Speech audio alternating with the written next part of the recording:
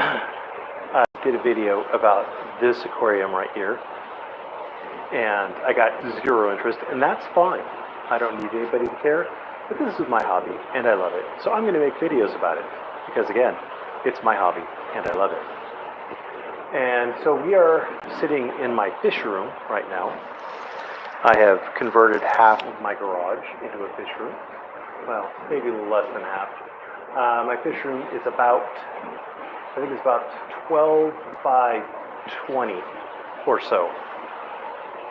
I had the walls insulated and drywalled. I've got LED can lights up in the ceiling. I've got air conditioner in here. So I've spent a little bit of money to get this, and I've got a lot of electrical juice coming in here. There is something very fishy about this pants. So yesterday, when I did my video about the breeding in this aquarium, some people had some questions on what bristlenose are, and so I thought I'd try to get a little better view, maybe, of what they are. There is, back there, the albino female, who is the mother of all the little babies that you see in there. I apologize for the mulm, but I can't really clean this aquarium with all the babies in here. The father, you could see his tail back behind that piece of wood. He's a big boy.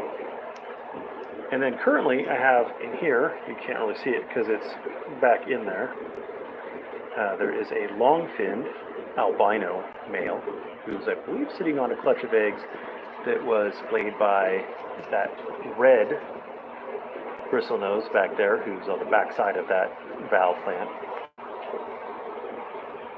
And so he's sitting on a clutch of eggs. And the previous male laid eggs in here. Oh, what are you doing in there? The other major resident of this aquarium, besides the bristlenose, is a South American lungfish who just disappeared into that. Well, we'll see, he comes out quite a bit. The cool thing about South American lungfishes is they have to breathe air. They are an obligate air breather. They don't have lungs. But as juveniles, they have external lungs, I believe, but they lose their lungs as adults. And so they actually physically have to come up and breathe air. A little bit more about this aquarium as I sit down because I'm fat and old and lazy. This is a fairly new aquarium. I set this one up in the middle of summer. It's a 29-gallon. You can see that from this part down, you can see the tail of the long-finned albino right there. But this part down is pond muck. I actually waded out into my pond with a shovel and a bucket, and I dug up a bunch of muck, hoping that whatever critters that were in it would help kind of get the aquarium going. And then I capped it off with a couple inches of pool filter sand. There's no heater in here, but I do keep this room at around 78 to 80 degrees, depending on how warm it is outside. Yes, it is insulated, but it's not like the world's best insulation by any stretch of the imagination. And I've got the two sponge filters going. I'm kind of surprised that I've switched a lot of my aquariums to the Aquarium Co-op light, and they do really well for growing plants. I dose this aquarium occasionally with Easy Green plant fertilizer, and that's really it.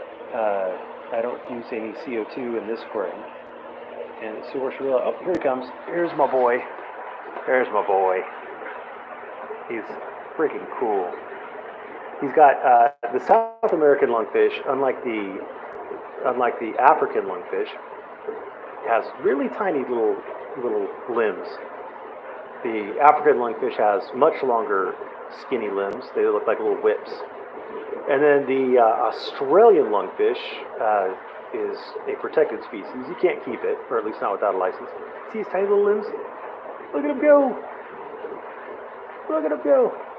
The Australian lungfish has like feathery, they look kind of like wings. That's a big boy. He's like, I'm kind of needing to breathe. I'm going to have to go up to the top for some air.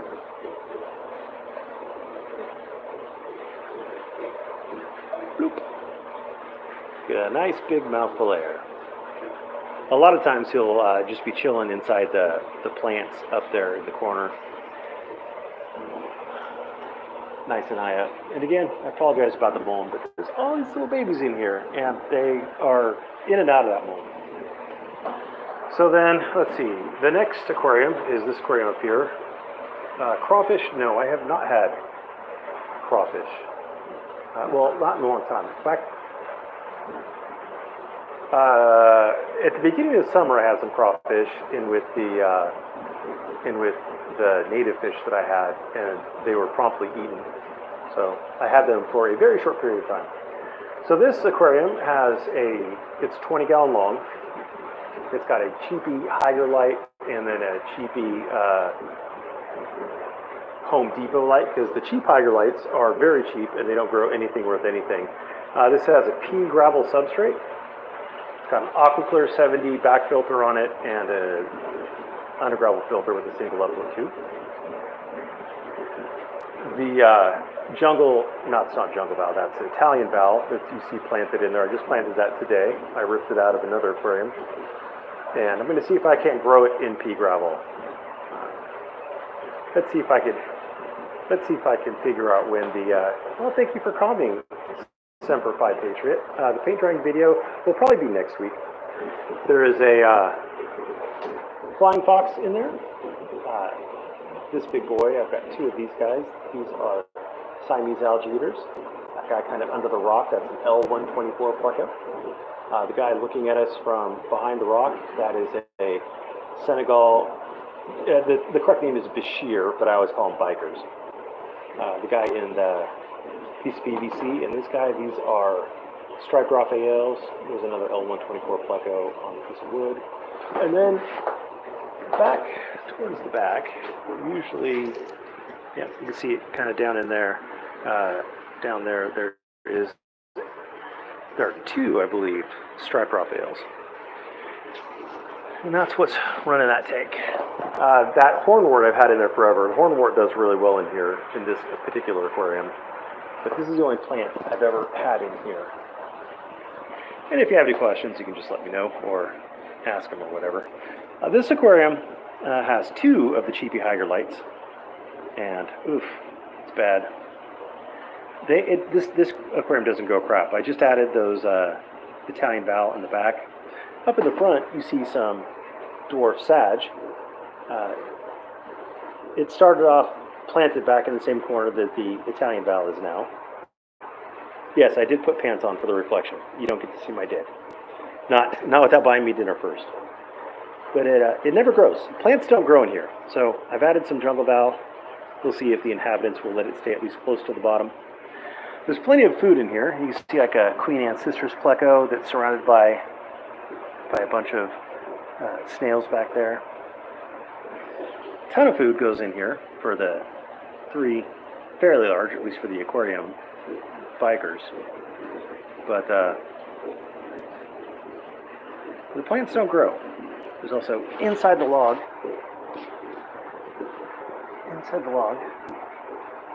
There is another pleco. It's a really pretty pleco. I don't remember what kind it is, but I never see it because it stays in the log. So this one has a sponge filter and an undergravel filter plate with one uplift tube. And I think it's the clay, the kitty litter. It just does not grow plants. Won't grow a plant to save its life. This down here, I apologize for it being so murky. I just threw in that sponge filter. Until today, it didn't have any filtration in it. This substrate is a mix of Fluval Stratum and Carib Sea Eco Complete. And this has grown a lot of plants.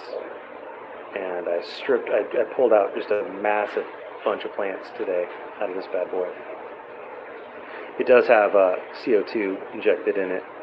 It's got a couple of orange mollies. It's got 4.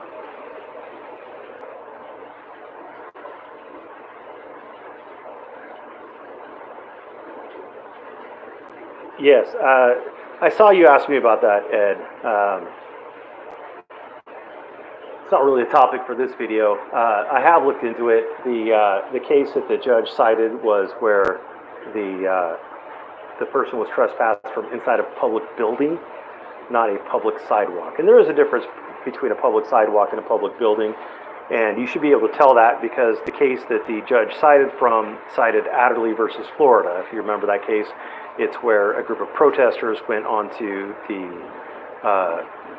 curtilage of a jail. They weren't on a public sidewalk. And the Supreme Court holding in that case was that the state, no less than the owner of private property, can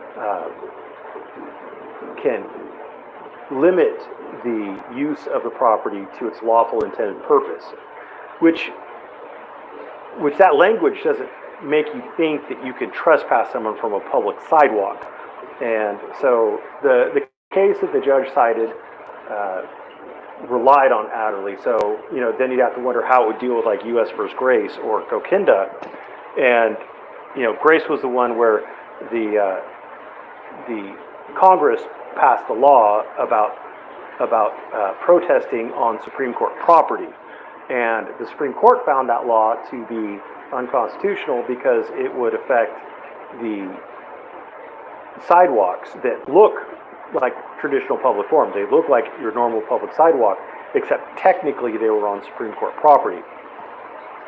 And so because of that, then you have to do a whole another level of, it's a different analysis. It goes from being a rational basis review. It goes from being a non-public forum to being a public forum, which is going to be, you can't do it.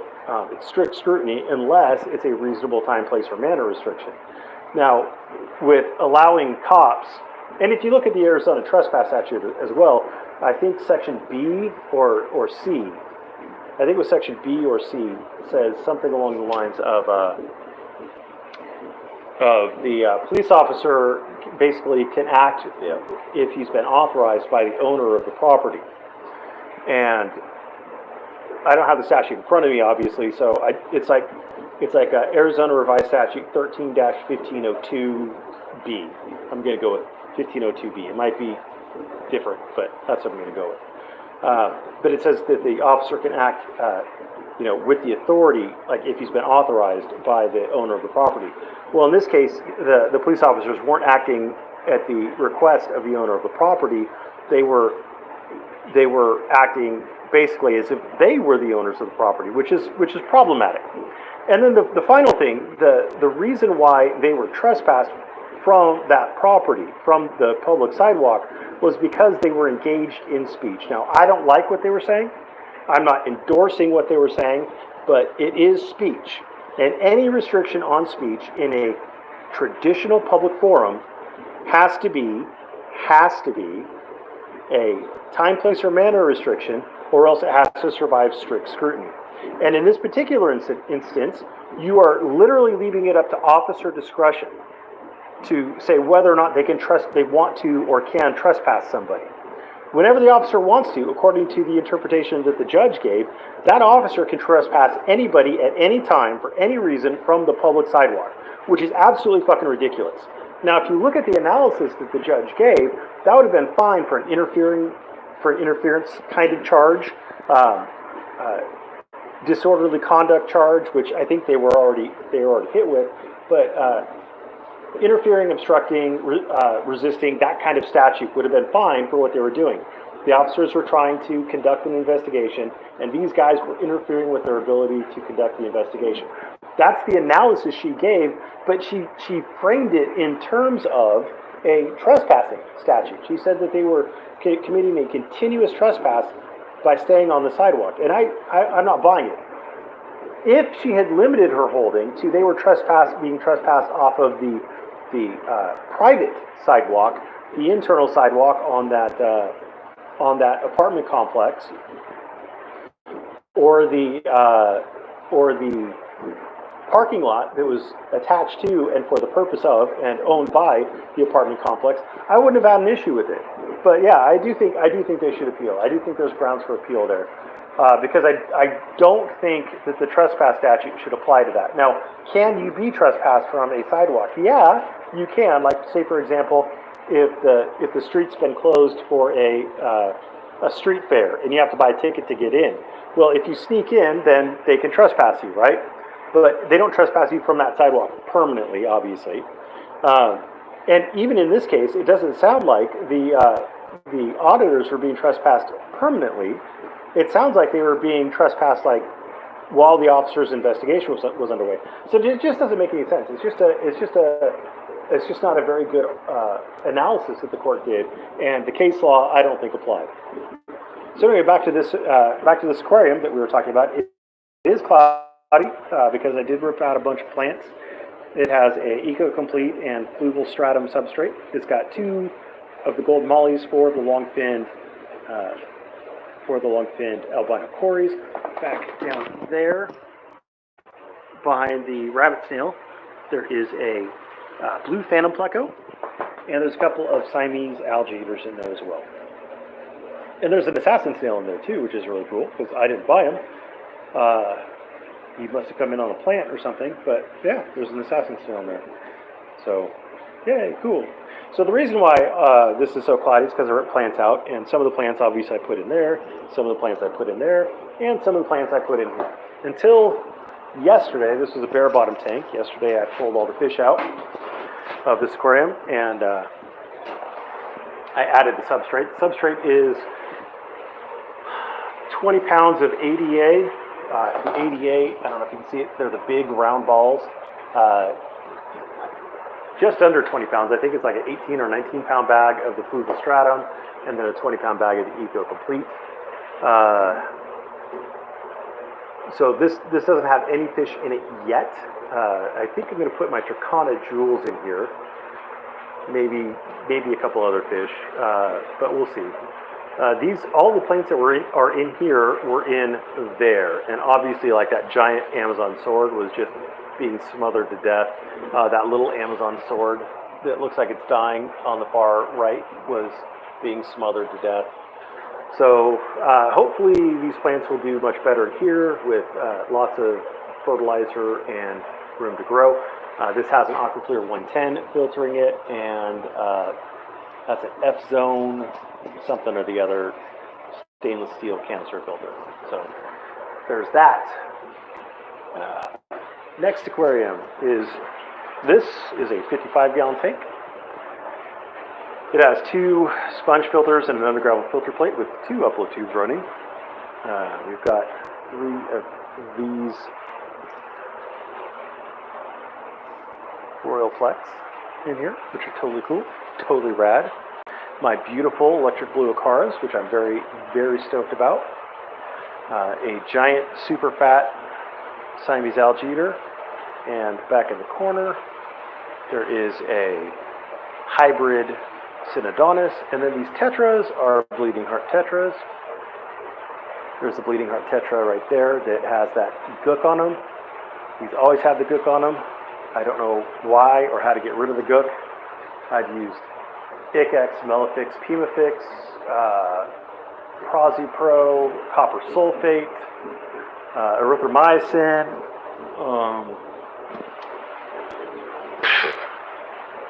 some Fritz fungal cure thing. I don't know. I'm going to show your hydroponics setup. I don't have a hydroponics setup, by the way. I thought about doing hydroponics, but then I changed my mind. So again, these are Italian valve. I'm going to see how they do in this just regular old pea gravel. I will start to dose this with some Easy Green just to see how we get. And this has a aquarium co-op light on it. This is a 100-gallon tub, I think, about 100 gallons. Got an aquarium co-op light on it. Can't see anything in here. I don't recommend keeping tubs generally. In here, there's a bunch of bikers that you'll never see. There's a red hat geophagus that you'll never see. There's a banjo cat that you'll never see. And Eventually, I'm going to phase this out when those spikers are big enough to move along.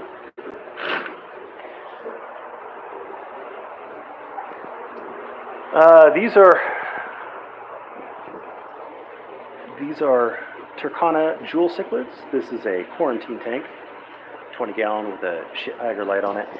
Oh yeah, the tub has 4 sponge filters underneath. This has a undergravel filter plate and a Aquaclear 110. And eventually, these Turkana Jewel cichlids are going to go into that 40 gallon that I just set up with plants. They are currently being dosed with ProziPro, copper sulfate, and ICX.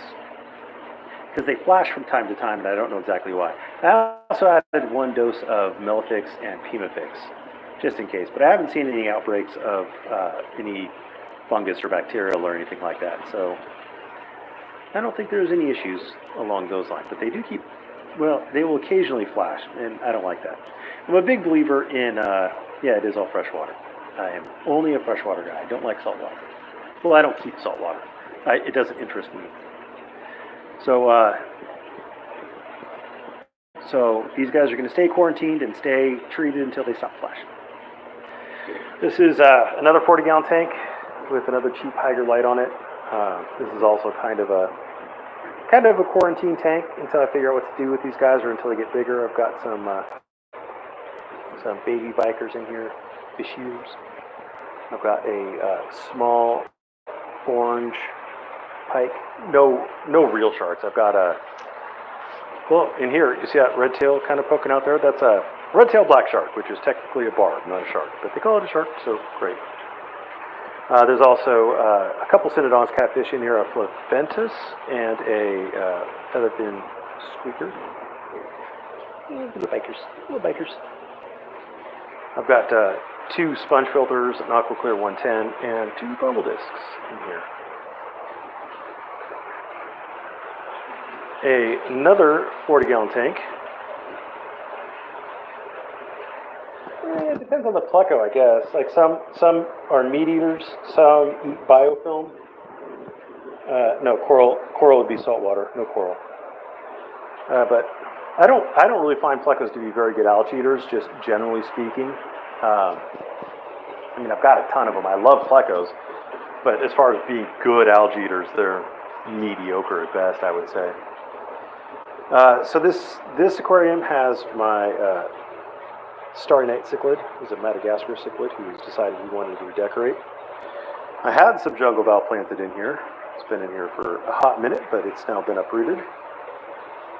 I have a Synodontis decorus catfish that's splashing around down there, underneath him. Some clown loaches, a Convicus spiker, and a hybrid biker in there somewhere. Mostly epiphytes in here, though. I used to have 255 freshwater, 155 saltwater. My final straw was when I bought an emperor angelfish and it died an hour after I got home. Yes, angelfish, the saltwater angelfish can be very expensive. And perhaps they did just have the right balance in your case. Yeah, and you never know. Like one thing I've learned is that whatever is happening in your tank today might be totally different tomorrow. Like I don't have any fish in this aquarium. And there's not a lot of algae, and you know, what are you gonna do? Why is it doing it? I don't know. It's cycled more. I don't know. Like sometimes, like I don't know. Like algae is a mystery to me. I'll be perfectly honest with you. It comes, it goes. Different kinds come and go, and I personally find Siamese algae eaters to be much better at eating algae than most Plecostomus are. I try to buy the Plecostomus that actually do eat algae, except I also buy pretty Plecostomus, which really kind of throws everything off. So what are you going to do? But this is a 55 gallon tank. I used to have the native fish in here. It has an underground filter plate in it. It has an Aquaclear 70. It has a Fluval 407. And I have changed this over. I got rid of the natives. I put them back in my pond, for those of you who are wondering. That's where they came from, so that's where they went back to. And I decided to go planted. So this has a aquarium co-op light on it. All of my planted tank lights are aquarium co-op, except I do have one Fluval, that Fluval right there.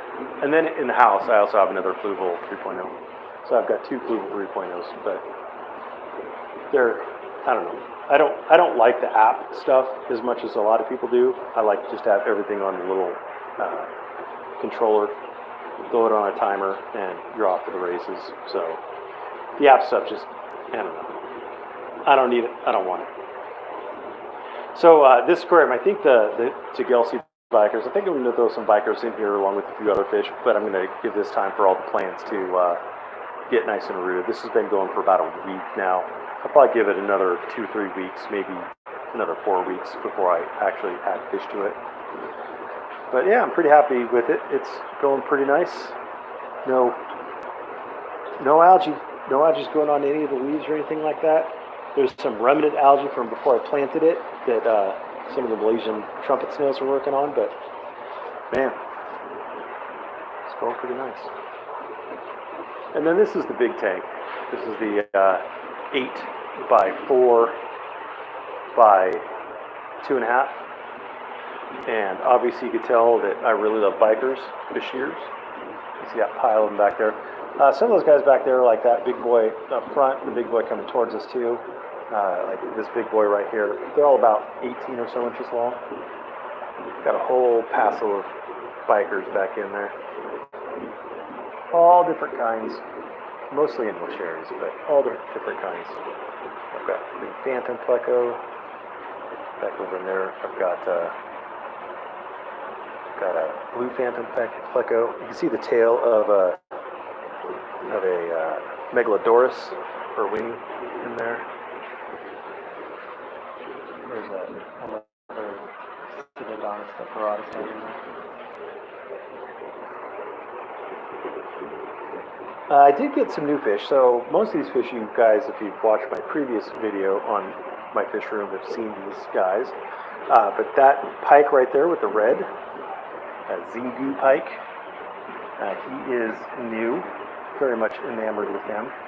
Beautiful fish. I went to the fish store for probably about 2 months, saying, "Hey, just show him eating, like feed him something." The maximum number of fish you can put in a tank that size, that depends on the size of the fish, how much maintenance you're willing to do. Like I do a water change every week. I do probably about a 25% water change every week. Then I have a lot of filtration. We'll go over the filtration in a minute. So that's a hard question to answer, and just watch your parameters. You can add fish until you can no longer add fish, right? Does my pond outside have koi? No, I don't have koi.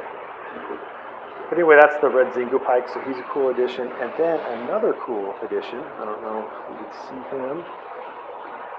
You can see his tail kind of poking out back there. I have an African lungfish, and he'll also get to be about 3 foot long. So I'm very, very stoked with that. As far as the filtration on this aquarium is concerned, there is an undergravel filter in here, a snap-together undergravel filter with 4 uplift tubes, 2 of which have been blocked by fish digging up stuff. The undergravel filter, I don't think really does anything in here.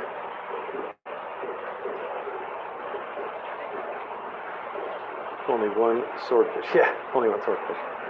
So I don't really think the undergravel filter is doing much, if anything, in here. I was hoping that the deep substrate undergravel filter, the Kevin Novak method, he calls himself a doctor, but he doesn't have a PhD.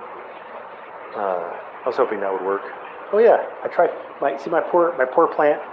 I had a bunch of silver dollars in here, and I tried some giant Vallisneria, and the silver dollars just ate it, just right down to the sand. So I got rid of them, and I tried a new jungle val, and it's getting eaten. I think it's the flagfish, the flagtail. I think it's this pretty boy right here who's doing the eating of the plants.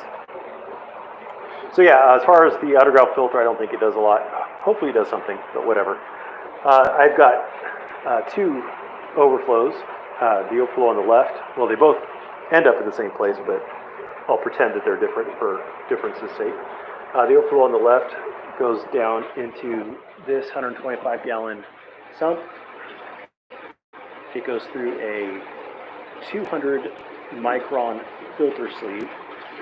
Then it goes through that pump, through this, it's a Pond. It's a all clear 4500s from the Pond guys, canister filter. And it goes back up. And then the overflow on this side comes down through that U-joint kind of thing into here. It goes through a 200 micron sock. There's about 200 or so scrubby pads in here. There's an overflow right there that takes it back into the 125-gallon sump. There is a FX6 that is running in here.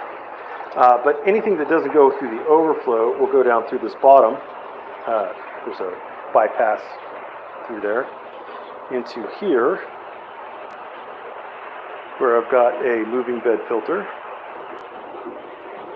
powered by this guy and one of those air pumps up there. And then from here, it overflows back into, through another 100 micron filter sock into the sump. And it takes a lot of filtration to keep up with these bad boys. So, I mean, there's a lot of fish in here, but I have a lot of filtration. How often do I have to change out those scrub pads? I shouldn't ever have to change them out. As mulm and stuff settle at the bottom, I've got this right here. I've got a nipple thing I could put in there and a hose, and I could just drain it out from the bottom, and that'll take a lot of the mulm out. I've got another one at the bottom of this tub too. But the scrubbies, I mean, they don't wear out or anything, or at least not in our lifetime. They're just plastic scrubbies. And so, you know, they're growing tons and tons of bacteria on them. They're an excellent surface for growing bacteria. And so that's what we got. So I just wanted to show everybody around the fish room. I do have just spotlights on here. The two spotlights in the middle, the two smaller looking spotlights, there's one in the front and one in the back.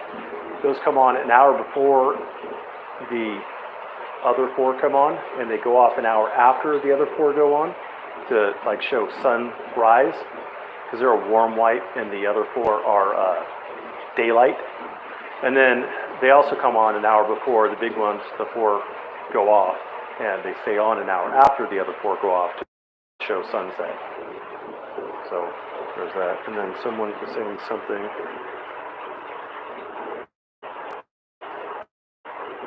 And I can't see it because, here we go. A friend showed me their UV light setup that's in line with the filter system in SquareSpite. I haven't been convinced to invest in that just yet.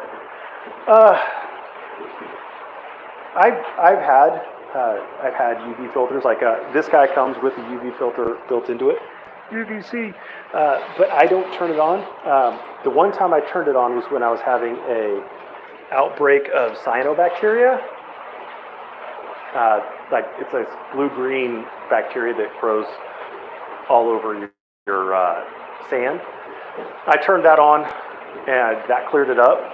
It took a couple weeks, so I didn't have to medicate the tank or treat the tank for that cyanobacteria, blue-green algae. I don't know.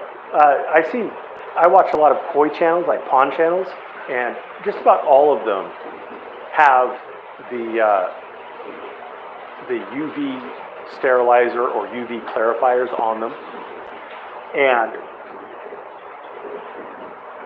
they all seem to have to treat for parasites like fairly regularly. So I don't know exactly how much work those things are doing. I mean, maybe it's doing something, maybe it's even doing a lot, but I don't know. I don't really want to spend money on that. Yeah, African lungfish came up for a gulp of air, and he went right back into his hidey hole. He's so cool. He's under that rock. He's so cool. When he eats stuff, his like whole face mushes up. It's cool. It's so cool. Very cool. Very happy with the lungfish. Bikers are my first love. Fishiers, bikers, whatever. But the lungfish are super duper cool. Super duper cool. Very happy with them. Anyway, that's all I got for you today. Thank you for stopping by and have a great day.